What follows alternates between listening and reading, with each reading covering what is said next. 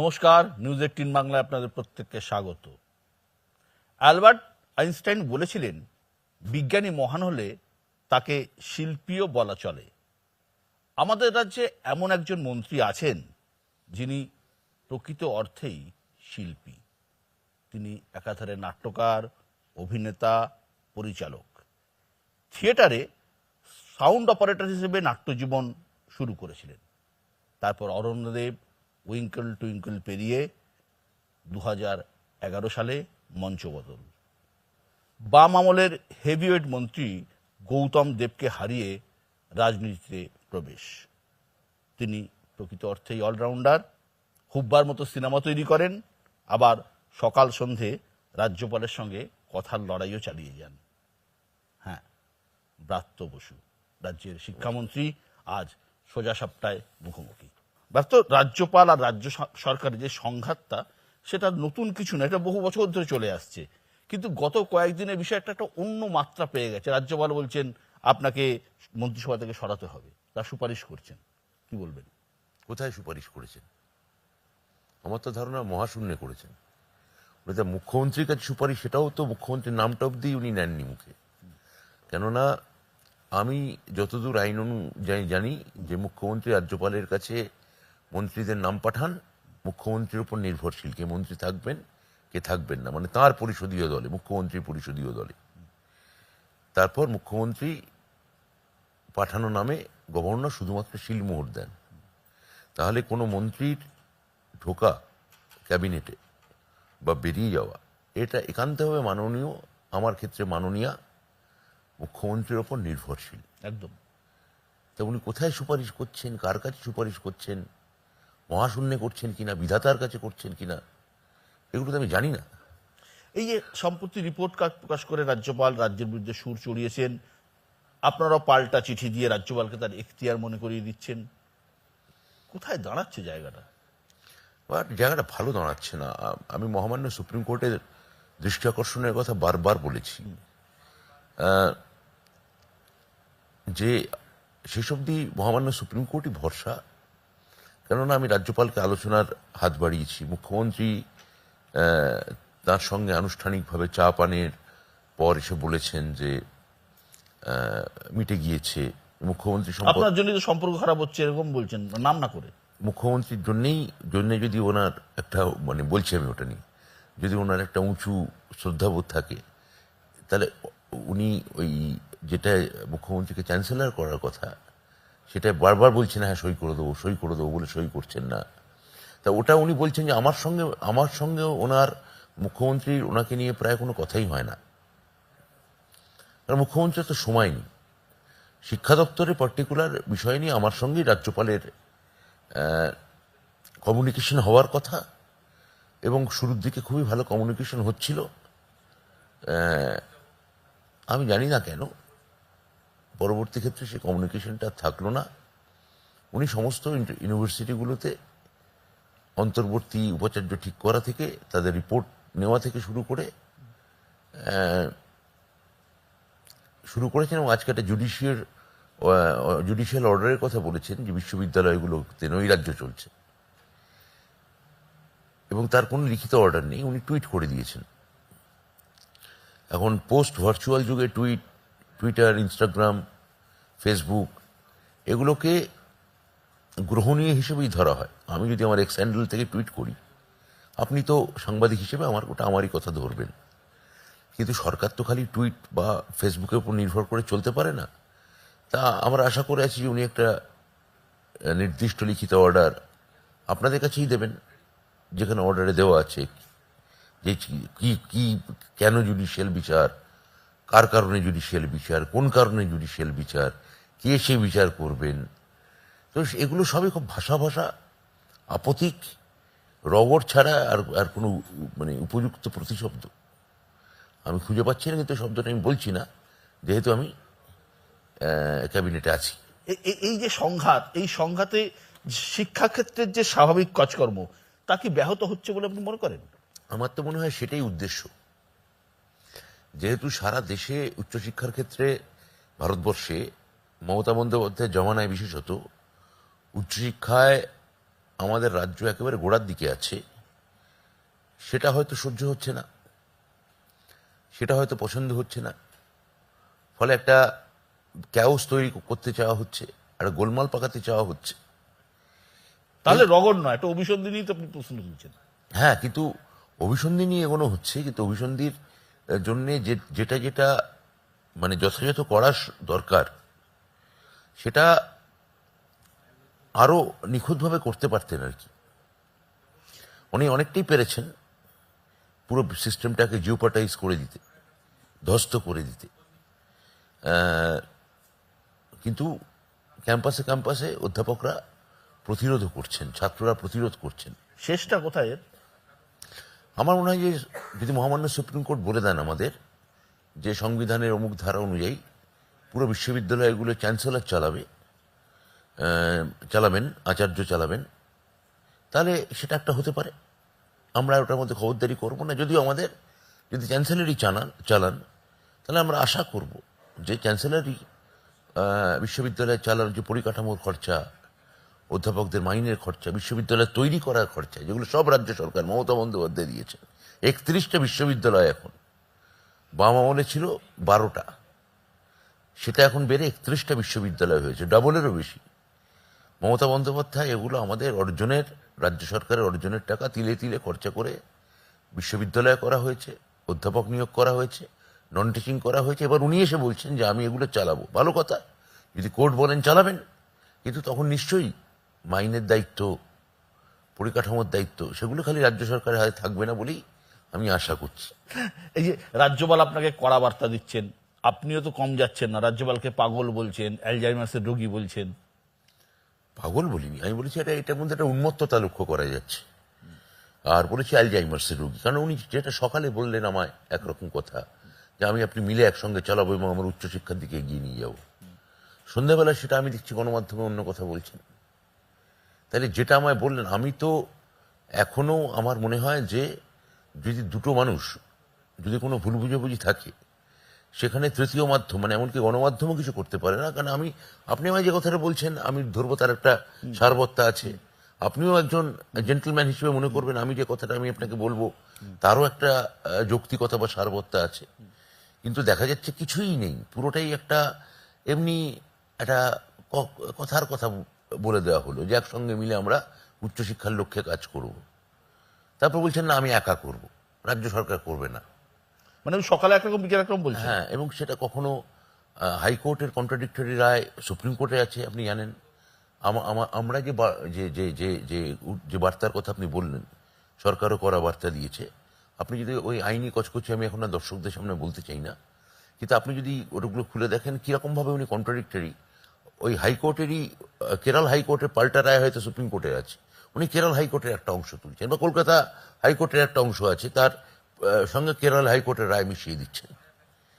এইরকম ভাবে উনি ব্যাপারটাকে গুলিয়ে দিতে চাইছেন। তা কিন্তু সুপ্রিম কোর্টে অনেক বড় জাজেরা বসে আছেন, আরো বড় লয়াররা বসে আছেন, তারা নিশ্চয়ই একটা দিশা দেখাতে পারবেন। আর ওরা যদি বলেন যে না রাজ্য সরকারের কোনো এখতিয়ার নেই, তখন তার খালি রাজ্য সরকার মানে পশ্চিমবঙ্গ রাজ্য সরকার হবে না, কেরালা রাজ্য সরকার হবে, সারা দেশের রাজ্য সরকারগুলো হবে, তামিলনাড়ুর রাজ্য সরকার হবে, বিহার রাজ্য সরকার হবে, ঝাড়খণ্ড রাজ্য সরকার হবে। মানে যেখানে যেখানে বিরোধী, বিজেপি বিরোধী সরকার আছে, স্যাফ্রনাইজেশন যেখানে পুরো হয়নি, যেখানে রাজ্যপালকে পাঠিয়ে শিক্ষা ব্যবস্থাকে ধ্বস্ত করা বা কুক্ষিগত করা। এই পুরো বিষয়টাতে তো মানে সাংঘাতিক সাফার করছে ছাত্রছাত্রীরা ভীষণভাবে কনভোকেশনে তারা যে সার্টিফিকেট পাচ্ছে, কনভোকেশন করার কথা নয়, সুপ্রিম কোর্ট কনভোকেশন করতে বারণ করেছেন, সুপ্রিম কোর্ট কোন রকম এক্সিকিউটিভ কমিটি মিটিং করতে বারণ করেছেন, স্ট্যাটাস কো বজায় রাখতে বলেছেন। তার মধ্যেও আচার্য চাইছেন বারবার এক্সিকিউটিভ মিটিং হোক, ভিসির অনেকেই চাইছেন না, ভিসিরা নিজেরা অনেকে এসে পেছনে এসে আমাদের বলছেন, আমাদের সরকারি অফিসারদের, যে এই ভিসির ভুলভাল নির্দেশ দিচ্ছেন। কিন্তু ছাত্ররা তো এই দ্বৈরথ বুঝবে না, ওদের বোঝার কথাও নয়। ছাত্রদের পক্ষে খুব দুর্ভাগ্যজনক, এবং ছাত্রদের যাতে ক্ষতি হয় ধারাবাহিকভাবে সেই চেষ্টাই চলছে। এবং আপনি দেখবেন যেহেতু উনি আরও 5 জনের মতো গণমাধ্যম অ্যাটেনশন সিকার, উনি জানেন যে দুটো থেকে থেকে ওনাকে যদি আপনি শিক্ষা ব্যবস্থা নিয়ে জিজ্ঞেস করেন, উনি গর্জন করে উঠবেন যে দুর্নীতি এবং হিংসা এই দুটোর বিরুদ্ধে আমার লড়াই জারি থাকবে। কারণ উনি জানেন হিংসা এবং দুর্নীতি এই শব্দ দুটো বললেন। আপনি ধরুন জিজ্ঞেস করলেন যে আপনার কি মনে হয় আপনার প্রিয় লাতিন আমেরিকান সাহিত্যিক কে, উনি বলবেন দুর্নীতি এবং হিংসার বিরুদ্ধে আমাদের গর্জন করতে হবে। আপনি হয়তো তাকে পরে প্রশ্ন করলেন গভর্নরকে যে আপনার কি মনে হয় কলকাতায় এসে কোনটা বেশি ভালো লাগলো আপনার, রসগোল্লা না সন্দেশ, উনি বলেন দুর্নীতি এবং হিংসার বিরুদ্ধে আমাদের গর্জন করে উঠতে হবে। মানে উনি জানেন দুর্নীতি এবং হিংসা এই শব্দ দুটো উনি পেটেন্ট লবজ করেছেন। মানে যা করছেন মিডিয়ার জন্যই করছেন, মিডিয়ার এই শব্দ দুটো বারবার বলছেন কারণ জানেন যে এই শব্দ দুটো বললে উনি মিডিয়ার অ্যাটেনশন পাবেন। ওই জন্য থেকে থেকে দুর্নীতি হিংসা, দুর্নীতি হিংসা। ইংরেজিতে একটা শব্দ আছে হট সিট। আপনি আক্ষরিক অর্থেই পশ্চিমবঙ্গ সরকারের রাজ্য মন্ত্রিসভায় যে সিটটাতে বসে আছেন সেটা হট সিটি, তাই তো? আমার মনে হয় হ্যাঁ, মানে সব থেকে হট সিট তো মুখ্যমন্ত্রী বসে আছেন। মুখ্যমন্ত্রীর ইচ্ছানুসারে আমরা সবাই বিভিন্ন দপ্তর সামলাচ্ছি। যে হারে বিজেপি বিরোধী দলগুলো যেখানে যেখানে, শুধু পশ্চিমবঙ্গ বলে নয়, আপনি অতিশী মারলেনাকে কি বলবেন, দিল্লির শিক্ষামন্ত্রী মনীষ সিসোদিয়াকে ওরা জেলে ভরে দিয়েছেন।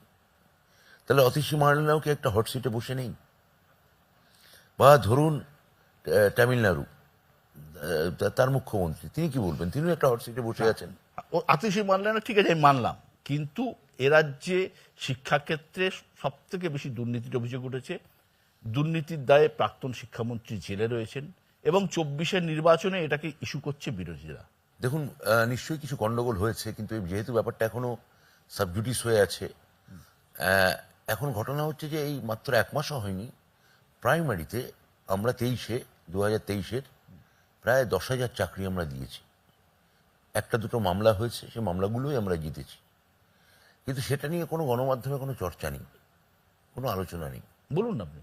এই তো বললাম যে কেননা কাজটা অনেকটাই নির্ভুল করা গিয়েছে। এখন একটা হাতটা হিউম্যান এরর বেরোতে পারে, কিন্তু আমি আপনাকে বলছি ডেলিভারেট কোনো ভুল না প্রাথমিক শিক্ষা পর্ষদ না স্কুল সার্ভিস কমিশন গত বছর 2 বছরে হয়নি, আর হবেও না কোনোদিন।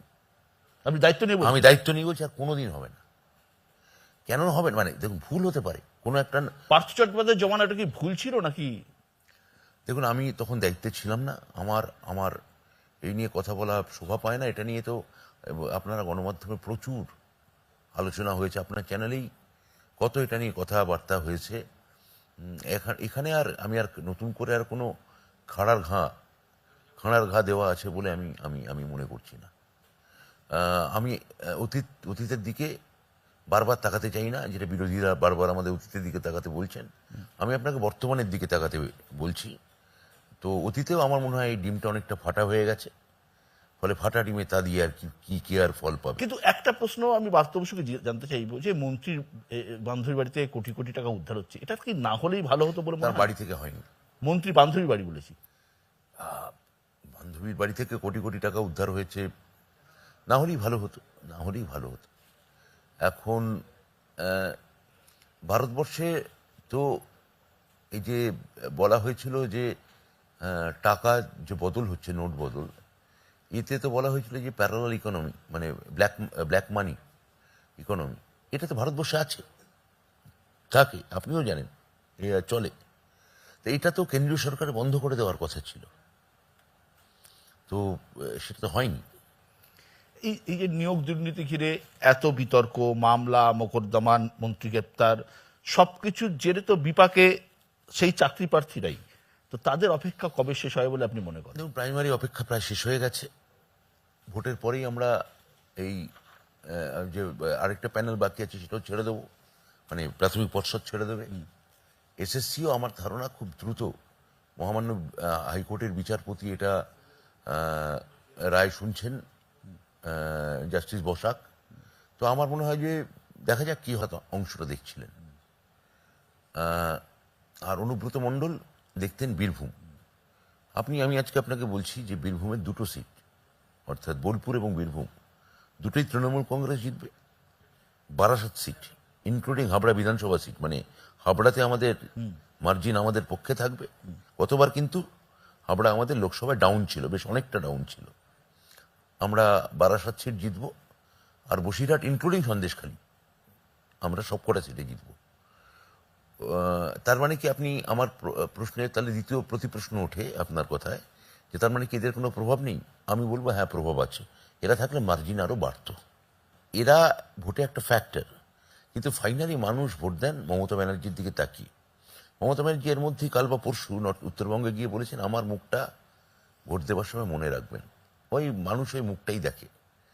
আমি এখানে যদি কালকে এখন রেগে মেগে আমি যদি তৃণমূল কংগ্রেস ছেড়ে দিই, ক্যাবিনেট ছেড়ে চলে যাই, বা অন্য কাউকে অন্য কোনো দলে চলে যাই, আমার মতো আরো 5 জন যদি যায়, আরো 10 জন যদি যায়, কিচ্ছু ফারাক হবে না, কিচ্ছু ফারাক হবে না। ছেড়ে যাওয়ার চান্স আছে নাকি?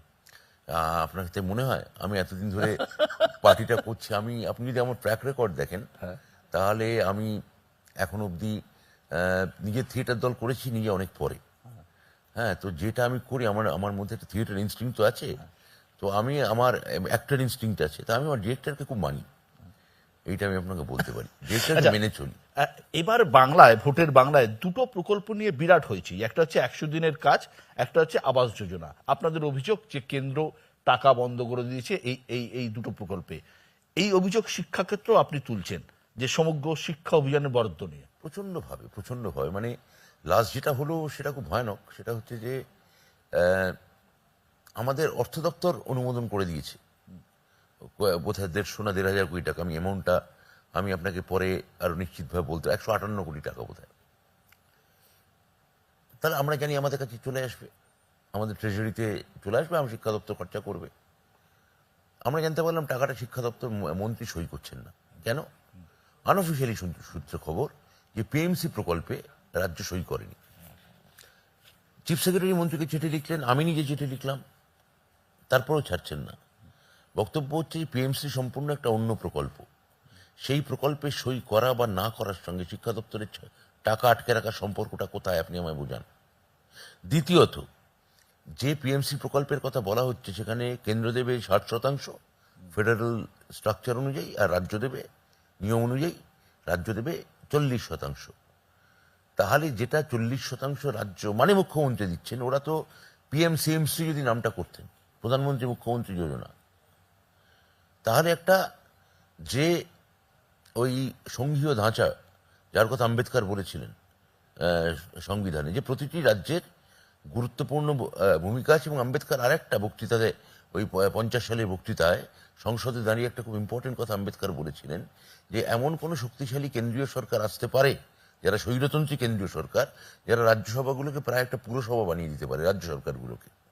কিন্তু এই সংবিধানেই তার প্রতিবিধান আছে যাতে তারা বানাতে না পারে। তাহলে শিক্ষা দপ্তর টাকাটা ছাড়বে না, এবং পিএমসি সই করার কারণে। যদি ওরা পিএমসি সিএমসি করতেন, প্রকল্পটার নাম কি ক্ষতিবৃদ্ধি হতো বলুন? একটা ছেলে খাবার আর একটু বেশি পেত, একটা শৌচাগার বেশি স্কুলে হতে পারত, একটা রান্নাঘর, একটা কিচেন আর একটা কয়েকটা স্কুলে একটু বেশি বাড়ানো যেত। এবারে অন্য একটা প্রসঙ্গে আসি। সন্দেশখালিতে আপনি বুঝতেই পারছেন যে মহিলা ভোটকে টার্গেট করছে বিজেপি, এবং মহিলা ভোট রেখাকে প্রার্থী করেছে সন্দেশখালিতে। আপনার কি মনে হয় তৃণমূল তার নিজের মহিলা ভোটটা ধরে রাখতে পারবে, নাকি তার কোনো প্রভাব পড়বে? সন্দেশখালি একটা অঞ্চলে, যে অঞ্চলটা ইতিমধ্যেই আমাদের হারা। আমি সন্দেশখালি কোনোদিন যাইনি, বলতে পারবো না, কিন্তু আমার পার্টির নেতাদের সঙ্গে যারা ওখানে দায়িত্বপ্রাপ্ত আছেন, ওদের সঙ্গে কথা বলে ওনারা আমায় যা বলেছেন, যে ওদের কাছে যা রিপোর্ট, সেটা হচ্ছে সন্দেশখালি একটা অংশে যেখানে খুবই আন্দোলন জোরদার হয়েছে, সেখানে হয়তো আমাদের বিরুদ্ধে খুবই নেগেটিভ ভোট হবে, সেটা আমরা আটকাতে পারবো না। কিন্তু পুরো সন্দেশখালিতে, এবং ওখানকার যে বিধায়ক, আমি পুরো রাজ্যের কথা বলছি, সন্দেশখালিতেই যেখানে আমরা জিতবো, সেখানে রাজ্যে আর কি প্রভাব পড়বে? সন্দেশখালি কিছু ঘটনা অবশ্যই ভাববার মতো, এবং সেখানে নিশ্চয়ই কিছু গন্ডগোল হয়েছে, কিন্তু ওখানকার যারা কিংপিন বলে বিরোধীরা চিৎকার করছিল, তাদের আমাদের পুলিশ গ্রেপ্তার করেছে। পুলিশ রাজধর্ম পালন করেছে, ন্যায় ধর্ম পালন করেছে। এবার তারপরে আমি বলি, সন্দেশখালি কি নন্দীগ্রাম, যে 14টা মানুষকে গুলি করে মেরে ফেললো? সিঙ্গুর এটা কি বানতলা, যে একজন মহিলাকে ধর্ষণ করে রাস্তায় গাড়ি সমেত জ্বালিয়ে দিল? উত্তর হচ্ছে না। এটা কি আনন্দমার্গী, একটা ব্রিজে 9-10 জন সন্ন্যাসীকে পুড়িয়ে দিল জ্যান্ত? উত্তর হচ্ছে না। কিন্তু তৃণমূলের বিরুদ্ধে একটা বড় অভিযোগ, পাড়ায় পাড়ায় এরকম শেখ শাহজাহান তৈরি হয়েছে, গুন্ডা তৈরি হয়েছে। এটার মধ্যে দিয়ে ডাবল পারপাস বিজেপি সার্ভ করছে। একটা হচ্ছে তৃণমূল গুন্ডা তৈরি করে এবং দুই সংখ্যালঘু গুন্ডা তৈরি করে। অর্থাৎ এই শাহজাহান শব্দটাকে বারবার ত্রাস করছে। এখন কথা হচ্ছে যে যদি সব সব পাড়াতেই থাকে তাহলে বাকি পাড়াদের লোকগুলোর নাম বলুক। মানে হিন্দু ভোটকে কনসিডারেট করার কথা একদম এর মধ্যে দেখুন বারবার ওখানে গিয়ে বলছে অমুক মেয়েরা, হিন্দু মেয়েরা ধর্ষিত হয়েছে, অনেক নেতা বলেছে। আরে মেয়ে মেয়ে, মহিলা মহিলা, যাদের সঙ্গে হয়েছে খুব খারাপ কাজ হয়েছে, কিন্তু আপনি কি তাদের তখন ধর্মীয় পরিচয় দেখবেন না? ওনাদের মধ্যে কে মতুয়া, কে আদিবাসী, আপনার কি মনে হয় না, কে তপশিলি, এইগুলো দেখবেন। আপনার কি মনে হয় না যে এই পরিস্থিতিটা আরো মানে দ্রুত সামলানো যেত? আমার তো মনে হয় দ্রুতই সামলানো হয়েছে, কিন্তু দেখুন আমার তো মনে হয় যে এখন সব থেকে বড় কালাশনিকভ, সব থেকে বড় পিস্তল ব্যারেটা, এগুলো তো গণমাধ্যমের হাতে আছে। যে মুহূর্তে বিশেষত অডিও ভিজুয়াল, তারা যে মুহূর্তে ওই কালাশনিকভ হাতে ঢুকে পড়ছে, 200 কালাশনিকভ, তখন তো ব্যাপারটা আরো ছত্রাকার হয়ে যাচ্ছে। প্রশাসন আরো বিউটিফুলি এটা হ্যান্ডেল করতে পারে। মনে রাখবেন যে আপনি রাজারহাটে জমি অধিগ্রহণ শুধুমাত্র টেলিভিশন নেই বলে আপনি নির্ভুলভাবে বা নিখুঁতভাবে হাজার হাজার মানুষকে ডিসেটল করতে পেরেছেন। যেখানে সে কথা বলছেন এইখানে, যেখানে দাঁড়িয়ে আমি একটি কথা বলছি, কিন্তু মাত্র 2 বছর হলো নন্দীগ্রাম যখন হচ্ছে, 24 ঘন্টার অডিও ভিজুয়াল টেলিভিশন চ্যানেল ঢুকছে। মাত্র 1 বছর হয়েছে সিঙ্গুর তখন। তো একটা সিঙ্গুর নন্দীগ্রামের ধাক্কা ধুতি পাঞ্জাবি পরা পাকা চুলের লোকেরা উল্টে পড়লো, সামলাতে পারলো না, শুধুমাত্র টেলিভিশন বুম, ওই বিস্ফোরণের আর কারণে। এখন তো প্রত্যেকের হাতে একটা করে টেলিভিশন, একটা করে মোবাইল। টেলিভিশন, আপনি ওটাকে আটকাবেন কিভাবে? ওটা আটকানো যাবে না। প্রশাসন সব জায়গাতেই যদি মনে করে যে একমাত্র যদি না পুরো ওই কেন্দ্রীয় সরকারের মতো করে যদি গদি মিডিয়া যদি না বানিয়ে নিতে পারে, তো কোথাও আপনি মিডিয়া কিন্তু আরো সমাজ মাধ্যম আরো বেশি সক্রিয়, সোশ্যাল মিডিয়া অনেক বেশি সক্রিয়, সর্বশক্তিমান প্রায় এখন। হ্যাঁ, এটাও আমি মানছি যে বিকল্প যে পোর্টাল আছে তারাও ভীষণভাবে সক্রিয়। তো তাদেরও আপনি জানেন অধিকাংশই আমাদের বিরুদ্ধে কাজ করছে। বাংলার রাজনীতিতে এখন একটা নতুন বিতর্ক শুরু হয়েছে নবীন আর প্রবীণ নিয়ে। তো রাজনীতিতে আপনি কোন দিকে, নবীন না প্রবীণ? ঘরেও নহি পারেও নহি, যে জন আছে মাঝখানে। ঘরেও নহি পারেও নহি, যে জন আছে মাঝখানে। আমি তো মাঝখানে। আমি কোনো দিকে আমার নেত্রীর নাম মমতা বন্দ্যোপাধ্যায়। আমি তার দিকে তাকিয়ে তাকে না শ্রদ্ধা আমি করে, বলিনি তো, আমি কিছু বলিনি, জিজ্ঞেস করিনি কিন্তু। তাকে দল করতে এসেছি। আপনি কি বলছেন আপনিও জানেন। হ্যাঁ, আর আমার নেতার নাম অভিষেক বন্দ্যোপাধ্যায়, যিনি অত্যন্ত দক্ষভাবে সংগঠন সামলাচ্ছেন। তো এই নবীন প্রবীণের এইটা যে আপনি নিজে কি মনে করেন? আমি মনে করি সারা পৃথিবীতে দলীয় স্ট্রাকচার, সেটা ফুটবল ক্লাব হোক বা রাজনৈতিক দল হোক, থিয়েটার দল হোক, সেটা একজন দুজনই চালায়। মানে জ্যোতিষ গুহ যখন আছেন তখন কম বয়সী পল্টু দাসও আছে, ধীরেন্দ্র যখন আছেন তখন হয়তো কম বয়সী অঞ্জন মিত্রও আছে। এই দুজনকেই দরকার। মানে কোচ আর ক্যাপ্টেন না, কর্মকর্তা আমি বলেছি। আবার কোচ তো আলাদা, ক্যাপ্টেন আলাদা। কোচ হয়তো আপনি বলতে পারেন যে আমাদের যদি উদাহরণ দিতে হয় তাহলে খানিকটা বলতে পারেন প্রশান্ত কিশোর হয়তো 21 সালে ছিল। প্রশান্ত কিশোর কিন্তু এবার ওর অন্যরকম বলছে, বিভিন্ন টেলিভিশন সাক্ষাৎকারে ন্যাশনাল চ্যানেলগুলোতে বলছে যে এবার পশ্চিমবঙ্গে একটা অন্যরকম রেজাল্ট হবে। হ্যাঁ, উনি বলছেন, কেননা উনি বুঝতে পেরেছেন যে নীতিশ কুমারের বিশ্বাসযোগ্যতা চলে গেছে। উনি বুঝতে পেরেছেন যে বিহারে একটা ভ্যাকাম তৈরি হয়েছে, বিজেপিকেও বিহার আর চাইছে না। তাহলে যেটা প্ল্যাটফর্ম আছে, জনসুরাজ বলে যে প্ল্যাটফর্মটা আছে, সেটা কি তাহলে 25 সালে বিহারে ভোট আছে, রাজ্যের নির্বাচন, তাহলে যে এই আইপ্যাকের বা ওনার সংস্থার, আমি জানি না ওনার এখন কি সংস্থা, সেটা যে অর্থকরী যে ভাড়ার যে জমেছে এত বছর, কখনো বিজেপির সঙ্গে, কখনো জগনের সঙ্গে, কখনো কেজরিওয়ালের সঙ্গে, কখনো আবার তৃণমূল কংগ্রেসের সঙ্গে, সেইটা নিয়ে তাহলে 25 সালে উনি হয়তো নতুন করে নির্বাচনে নামতে চাইছেন এবং উনি নিজে বারবার বলেন যে লং টার্ম ভাবা উচিত। তাহলে উনি হয়তো 25-এ মুখ্যমন্ত্রীর কথা ভাবছেন বিজেপি সমর্থনে, ফলে বাংলার নির্বাচন অন্য কথা বলতে হচ্ছে।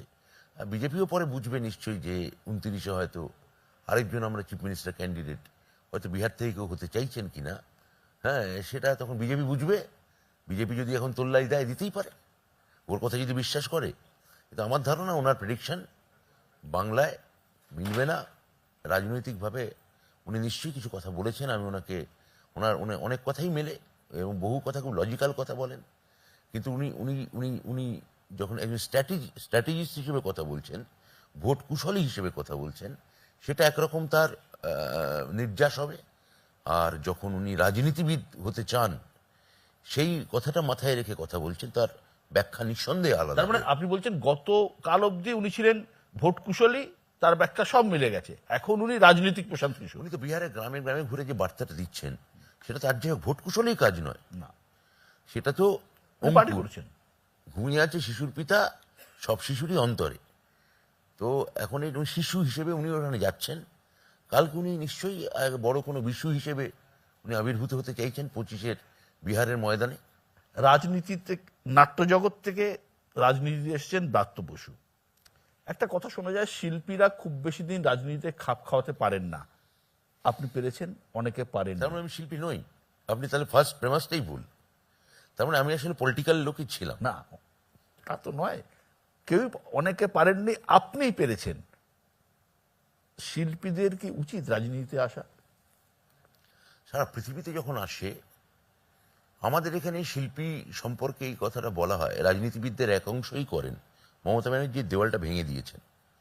রাজনীতিবিদদের এক অংশই করেন। আমি এটা নিয়ে একটা উপন্যাস লিখছি সম্প্রতি, যে কিভাবে রাজনীতিবিদরা শিল্পীদের ট্রিট করেন।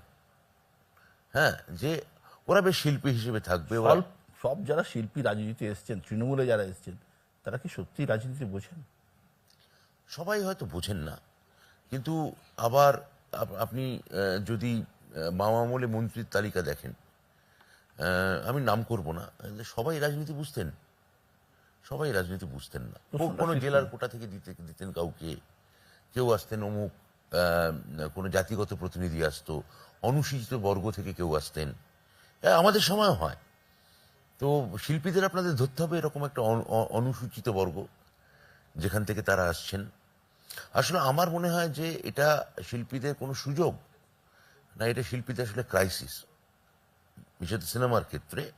কারণ এটা নিয়ে একটা আলাদা, আপনার সঙ্গে আমার আলাদা সোজা সাপটা যদি কখনো হয়, এটা নিয়ে আমি কথা বলতে পারি যে কি করে বিশ্বায়নের পর বাংলা ছবিতে পুঁজি ক্রমশ কমতে শুরু করে, এবং পুঁজি কমার কারণে শিল্পীরা কি করে ক্রাইসিসে পড়ল, এবং তারা তাদের জীবনযাপন যে জায়গায় নিয়ে গেলেন, নিয়ে যাওয়ারই কথা বিশ্বায়নের পরবর্তী ক্ষেত্রে। কেননা সমস্ত লাক্সুরিয়াস গুড, কনজিউমার গুড তখন হাতের মধ্যে আছে। ইএমআই, আপনি ফ্ল্যাট কিনে ফেলছেন, অমুক গাড়ি কিনে তার মানে মানে শিল্পী তার কাজ নেই বলে রাজনীতিতে আসছেন, এবং রাজনীতি বেস্ট। এটা সারা ভারতবর্ষে হয়েছে। আপনি অমিতাভ বচ্চনের ক্ষেত্রে কথা বলেননি কেন?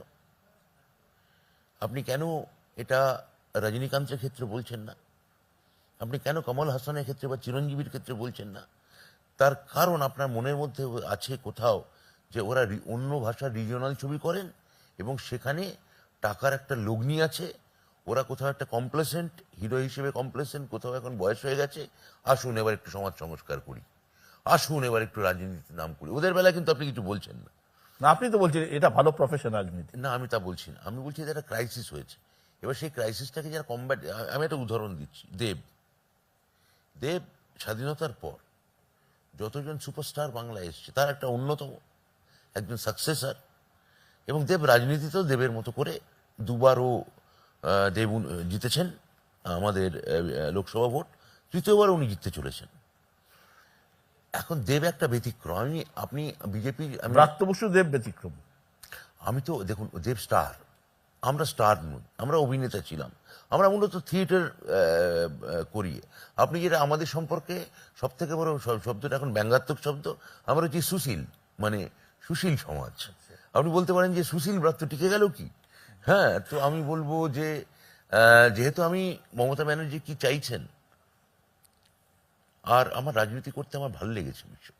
আমার ফাইনালি রাজনীতি আমার জীবন দর্শন, আমার লেখা, আমার ভাবনা, এগুলো সব বদলে দিয়েছে। আমি যখন কোনো প্রত্যন্ত জায়গায় গিয়ে বসেছি, দিনের পর দিন মানুষের সঙ্গে ইন্টারাক্ট করেছি, অজস্র মানুষ এত সাধারণ সাধারণ তুচ্ছ তুচ্ছ ব্যাপারে খুশি হতে দেখে আমার আমার আমার আমার আমি যেভাবে আলোড়িত হয়েছি, সেটা আমাকে খানিকটা হলেও, খুব অল্প হলেও মানুষ হিসেবে বদলেছে। তো I am enjoying my politics. Kabir Suman পারলেন না। আরে কবিরদা একটা গ্রেট, মানে গ্রেট আইকন। কবিরদা আমার মনে হয় যে উনি সোশ্যাল কমেন্ট করা, পলিটিক্যাল কমেন্ট করা আর মাঠে নেমে রাজনীতি করা, এই দুইয়ের মধ্যে একটা খুবই ব্যালেন্স রাখতে হয়। একটা একটা ফারাক আছে। সেই ফারাকটা আমার ধারণা সবার পক্ষে সম্ভব নয়। মানে আমি বলছি যে ওই যে ছেলেটা সাইকেলে পাচাক খায়, ওই তো লেগেছে প্যাঁচ চাঁদিয়ালে বজ্ঞায়। ছেলেটার মন নেই আকাশে ভোকারটা, ওই যে লেগেছে প্যাঁচ চাঁদিয়ালে বজ্ঞায়। এই যে রিক্সা চালাচ্ছে একটা ছেলে, বাচ্চা ছেলে, আর দুপুরবেলা, আর পেছনে একটা সওয়ারি বাবু বসে আছে। হ্যাঁ, সওয়ারি বাবুটি বলে দেরি হয়ে যাচ্ছে, বিচ্ছু ছোলাটা বড় আস্তে চালাচ্ছে। এইটা বলা আর ওই ছেলেটা হয়ে ওঠা, দুটোর মধ্যে পার্থক্য আছে। এটার মধ্যে অনেক ফারাক আছে। আপনার রিসেন্ট ছবি হুব্বা আমি নিজে দেখেছি, আমার খুব ভালো লেগেছে। অনেকে বলছেন ব্রাত্য বসু রাজনীতি থেকে সিনেমাটা বেশি ভালো করেন, আপনার আরো বেশি করে পরিচালনা করা উচিত। আমি যদি সত্যি পূর্ণ সময়ের ছবি করি এ হিসেবে আবির্ভূত হতে পারি, আমার মনে হয় না যে পুরো ছবি করিয়ে হিসেবে কোনো একটা নির্দিষ্ট কোনো ডিরেক্টর আসলে বেঁচে নেই। কোনো নির্দিষ্ট হাউস হয়তো বেঁচে আছে, এবং সেই নির্দিষ্ট হাউস হয়তো 5-6 জন পরিচালকের মধ্যে ঘুরিয়ে ফিরিয়ে ছবি করান। হ্যাঁ, তো আমি কোনো হাউসেরই নির্দিষ্ট পরিচালক নই। অর্থাৎ সেই অর্থে আমি খানিকটা রুটলেস, খানিকটা অনিকেত।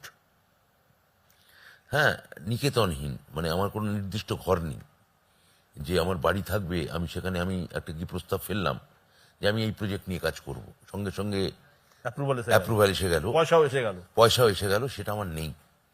তো আমি বললাম যে এই যে the অ্যাগনি and insecurity of the artist, এটা নিয়ে যদি আপনি একদিন আলাদা কোনো একটা শো করেন, সেটা নিয়ে আপনি প্রডিউসার অভাব বলছেন আপনার? না, প্রডিউসার সবার আছে। আমি বলছি কেননা প্রডিউসারদের দোষ দেওয়া যাবে না। তারা যে টাকাটা লগ্নি করছেন, লোকে যদি হাউস থেকে সেই টাকা না তুলতে পারে, যেটা তামিলনাড়ু পারে, তেলেগু ইন্ডাস্ট্রি পারে, মালায়ালাম ইন্ডাস্ট্রি পারে, এখন মারাঠি ইন্ডাস্ট্রিও পারছে, তাহলে ছবি হবে না আগামী দিনে। আপনি বাম জমানার গ্যাংস্টারকে নিয়ে ছবি বানিয়েছেন, তৃণমূল জমানার কোনো গ্যাংস্টারকে নিয়ে ছবি বানাতে হলে কাকে নিয়ে বানাবেন? শাহজাহান? শাহজাহানকে আমার গ্যাংস্টার বলে মনে হয় না। শাহজাহানকে আমার পলিটিশিয়ানই বলে মনে হয়। এবার আমরা একটু কাছা খোলা দল, রেজিমেন্টেড দল নয়।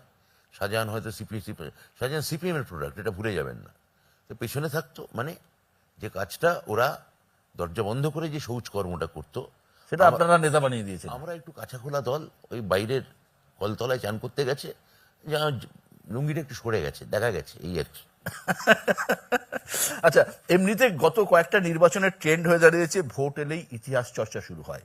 টিপু সুলতান থেকে শুরু করে আকবর থেকে শুরু করে শিবাজি, এবারে আসরে সিরাজদৌল্লা। কদিন আগে আপনি করা একটি মন্তব্য, উক্তি আপনাকে বলছি, যে তোলাবাজ ক্লাইভকে তো রাজা কৃষ্ণচন্দ্রই বাংলায় এনেছিলেন। এইভাবে ইতিহাসের পাঠ কেই বা দিচ্ছে, কেই বা দেয়? এটা তো আমি বলেছি, সত্যি তো। কৃষ্ণচন্দ্র 1728 সালে সিংহাসনে বসলেন।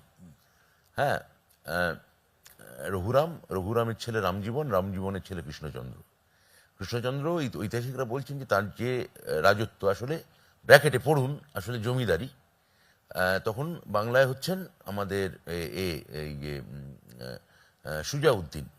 1739-এ আলিবর্দী খাঁ আসছেন। সুজাউদ্দিন সরফরাজ আলিবর্দী খাঁ যখন আসছেন, তখন কৃষ্ণচন্দ্রকে তিনি যথেষ্ট সাহায্যই করছেন। এবং আপনি ভেবে দেখুন, আলিবর্দী খাঁ কৃষ্ণচন্দ্রকে জেলে ভরেছেন, কিন্তু বেশি দিন রাখেননি, বন্ধু লোক ছেড়ে দিয়েছেন। এবার সিরাজের নামে যারা খারাপ কথা বলছেন, সিরাজ যখন পলাশির যুদ্ধ হচ্ছে, সিরাজদৌল্লা বয়স কত বলুন তো আপনি? খুবই কম ছিল বয়স, 23। হটসিটে, আপনার ভাষা হটসিটে বুঝতে পেরেছে কদিন? 1 বছরও না। তাহলে সে কি এমন 1 বছরে সে অত্যাচার করবে? তাহলে তাকে ওই এত কম বয়সী ছেলে কেন বসেছে, এটা নিয়ে হিন্দু মুসলমান নির্বিশেষ অমাত্য জমিদার, ওর সভার মির্জাফর, উমিচাঁদ, এরা সব মন্ত্রণা করতে বসলো যে কি করে বাচ্চা ছেলেটাকে আমরা এখান থেকে সরাতে পারি। মিটিং করলো রাত্রিবেলা, মুর্শিদাবাদে মিটিং হলো। মিটিংয়ে বলা হলো যে ওরা নিজেরাই প্রস্তাব দিল যে অনেকদিন মুসলিম শাসক হয়েছে, এবার একজন হিন্দু শাসক হোক। মির্জাফর মত দিল। কৃষ্ণচন্দ্র তার একটা পাঠ, কৃষ্ণচন্দ্র তার একটা অংশ। কৃষ্ণচন্দ্র বললেন যে না না না, হিন্দু মুসলমান আমাদের দিয়ে হবে না, আমাদের ক্লাইভের সঙ্গে আমার একটা খাতির আছে, যোগাযোগ আছে। ক্লাইভ এখানে লাইভকে আমি নিয়ে আসছি। সদ্য বিজনেস করার, ব্যবসা করার একটা সনদ কাগজ দিল্লি থেকে সনদ পেয়েছে, ফলে ওকে আমি এখানে নিয়ে আসছি। মানে মারামারি হচ্ছে আমার আর আপনার।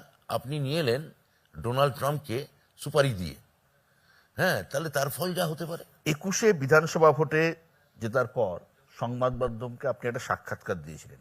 আপনি বলেছিলেন all roads lead to Rome, সব ভোট মমতা বন্দ্যোপাধ্যায়ের দিকে চায়। 24-এর ভোটের আগে কি বলবেন? All roads lead to Mamata Banerjee, সমস্ত রাস্তা, all road leads to Rome. Rome এবং অ্যাকচুয়ালি মাননীয় প্রধানমন্ত্রী আসছেন, আমি তাকে বলবো যে তিনিও প্রায় রোমাঞ্চিতই হবেন রোমে রোমে, এবং প্রায় রোমের বেহালা বাজাচ্ছেন তিনি, গোটা ভারতবর্ষ পুড়ছে।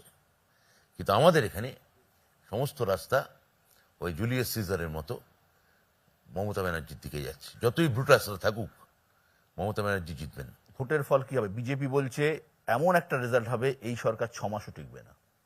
এটা ওদের, এটা তো দেখুন, বিজেপি বলতেই পারে, ওরা আমাদের বিরোধী দল। ওরা তো 21-এর আগেও বলেছিলেন যে আগলাবাদ 200 পার, কি সুন্দর 200 পেরিয়ে গেল। আমরা তো, সরকারও বলেছিল যে 21-এর পর সরকার চাপে যদি হাঙও হয় চালাতে পারবে না। 3 বছর হয়ে গেল, নানাভাবে আমরা তো সরকার চালিয়ে যাচ্ছি এখনো। আপনি উত্তর 24 পরগনা জেলার মন্ত্রী, এই জেলাতেই এনআরসি, সিএ এই নিয়ে বিতর্ক আছে, সিএ এর প্রভাব কিছু হবে বলে মনে করছেন? শান্তনু ঠাকুর কিন্তু বলেছেন যে তৃণমূলের লোকেদের কোনো দেওয়া হবে না, নাগরিকত্ব দেওয়া হবে না।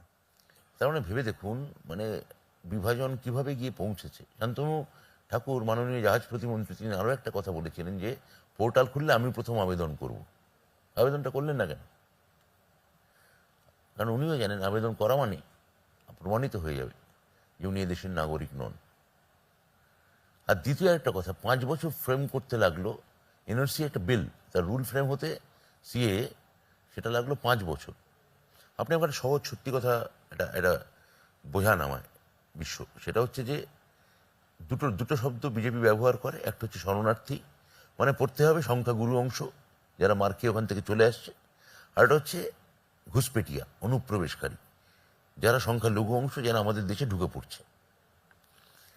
এখন কথা হচ্ছে যে শরণার্থী, সে কি যখন আসবে অন্য দেশে, যখন সে পালাবে, সে কি তার ভোটার কার্ড, আধার কার্ড, রেশন কার্ড এগুলো সব গুছিয়ে টুছিয়ে নিয়ে আসতে পারবে?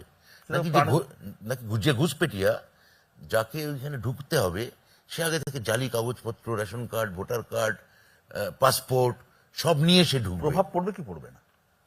কোনো প্রভাব পড়বে না। প্রভাব যদি পড়ে, সেটা আমাদের, গতবার আপনি তাহলে বলবেন প্রভাব পড়েছিল কেন? আমার নিজের ধারণা যে এবার অনেক নেতৃত্ব অনেক বুঝে শুনে এই সিটগুলো যেখানে এনআরসি বা সি এর প্রভাব পড়তে পারে বলে বিজেপি আশা করছে, আমাদের প্রার্থীরা এখানে খুবই জবরদস্ত। তো মানুষ শেষ অবধি, আমার ধারণা যে কে দক্ষ প্রশাসন দিতে পারবে, কে ভালো সরকার দিতে পারবে, কে অস্ত্র নয় কে ভালো বস্ত্র দিতে পারবে, কে ভালো ওই মানে কতটা দীক্ষা দিচ্ছে কোন মঠে বা মসজিদে, সেটা নয়, বা মন্দিরে, কে কতটা শিক্ষা দিতে পারবে, এডুকেশন দিতে পারবে, সেটাই এই ভোটে সব থেকে বড় জায়গা হতে চলেছে। আমি র্যাপিড ফায়ার রাউন্ডে আসছি। রাজনীতি না অভিনয়? রাজনীতির অভিনয় না অভিনয়ের রাজনীতি? রাজনীতি না অভিনয়? অভিনয়। সিনেমা না নাটক? থিয়েটার। উইঙ্কেল টুইঙ্কেল না হুব্বা? হুব্বা। নাট্যকার ব্রাত্য না নেতা ব্রাত্য? 50-50। 50-50। আমি আপনাকে বললাম তো যে আমার রাজনীতি করতে ভালো লাগে। আমি যেটা করি, আমি হঠাৎ আপনার সামনে এসে বললাম না, আমি না মশাই শিল্পী, আমি না আসলে আমার ভেতরে একটা কোথাও না গোপনে আসলে শিল্পী, আমি না বয়ে নিয়ে বেড়াচ্ছি। হাস্যকর, বিশ্ব হাস্যকর। আমি রাজনীতি করছি মানে ইটস মাই আইডেন্টিটি, আমার পলিটিক্যাল আইডেন্টিটি আছে। আই ক্যান ডিনাই ইট, আমি এটা অস্বীকার করতে পারি না। মোহনবাগান না ইস্ট বেঙ্গল? আপনি জানেন ইস্ট বেঙ্গল। মমতা বন্দ্যোপাধ্যায় না অভিষেক বন্দ্যোপাধ্যায়? দুজনেই। এটা আপনি মানে, আপনাকে আমি জিজ্ঞেস করি যে যদি আপনার মানাশ্রী, আপনি বাড়িতে গিয়ে বলতে পারবেন? শুভেন্দু অধিকারী না সুকান্ত মজুমদার? না, আমি বিপক্ষ দলের রাজনীতিবিদদের মধ্যে আমার মনে হয় যে আমার বিরুদ্ধে আছেন তাদের সবাইকে আমি সম্মান জানাবো, কিন্তু তারা সবাই একই মতাদর্শ এবং সেটা ভুল মতাদর্শ। সেখানে ব্যক্তি গৌণ। রাম না দুর্গা? না, রাম তো মানুষ, মানে মহাকাব্যের চরিত্র, আর দুর্গা তো মিথোলজি, পুরাণের চরিত্র। এর তুলনাটাই ভুল আপনার। উত্তম কুমার না সৌমিত্র চট্টোপাধ্যায়? উত্তম কুমার। সিনেমা হল না ওটিটি? মানে সত্যি কথা ওটিটি, আর একটু বানিয়ে বললে বলবো সিনেমা হল। আচ্ছা ধরে নিন বলিউডে আপনাকে অ্যাকশন ছবিতে হিরো হওয়ার সুযোগ করে দিল, ওরে বাবা! নায়িকা হিসেবে কাকে বাঁচবেন, দীপিকা না আলিয়া? এটা জানেন তো, ওই একটা আমি গল্প শুনেছিলাম যে খুব বিখ্যাত একজন নেতা মৃত্যুর পর যমের কাছে গিয়ে বলেছিলেন যে যাওয়ার পর যম তাকে বলেছিলেন যে আপনাকে আমি চয়েস দিচ্ছি, আপনার শাস্তি আপনি নিজে বেছে নিতে পারেন। তখন সেই বৃহৎ রাজনৈতিক নেতা বলেন যে আমি তাকে নরকে কোনোদিন আসিনি, আমায় যদি একটু ঘুরিয়ে দেখান যে কি কি শাস্তি হয়। তা যমকে ঘোরাতে ঘোরাতে দেখালেন যে কোথাও কেউ তেলে ভাজা হচ্ছে, আরেকজন নেতা কেউ হয়তো মানে ফায়ারিং স্কোয়াডের সামনে দাঁড়িয়ে আছে, তাকে ক্রমাগত গুলি করা যা হচ্ছে, খুব ভয় পেল। তা উনি তাকে বললেন যে আচ্ছা অমুক অত বড় নেতা, তিনি কোথায়, তার কি দশা হয়েছে আমি দেখতে চাই। তা যম তাকে নিয়ে গিয়ে যখন নিয়ে গেলেন, যে দেখলেন সেই তার আরাধ্য নেতা একটা গাছের তলায় মধুবালার সঙ্গে বসে গল্প করছেন। দৌড়তে দৌড়তে উনি যমের কাছে এলেন, এসে বললেন যে আমার যে গুরু এই যে শাস্তিটা পেয়েছেন, ওই শাস্তিটাই আমি চাই। তখন যম সেই নেতাকে একটা কান মুড়ে দিয়ে চড় মেরে বললেন, মূর্খ, ওটা তোমার গুরু, তোমার নেতার শাস্তি নয়, ওটা মধুবালার শাস্তি। আপনি এইভাবে দীপিকা এবং আলিয়াকে কেন শাস্তি দিতে চাইছেন আমি বুঝতে পারছি না। ওদের উপর যদি আপনার কোনো বাসনা থাকে, আমি চাইবো আপনি তাদের নায়ক হন। অনেক অনেক ধন্যবাদ প্রাত্য আমাদের সময় দেওয়ার জন্য।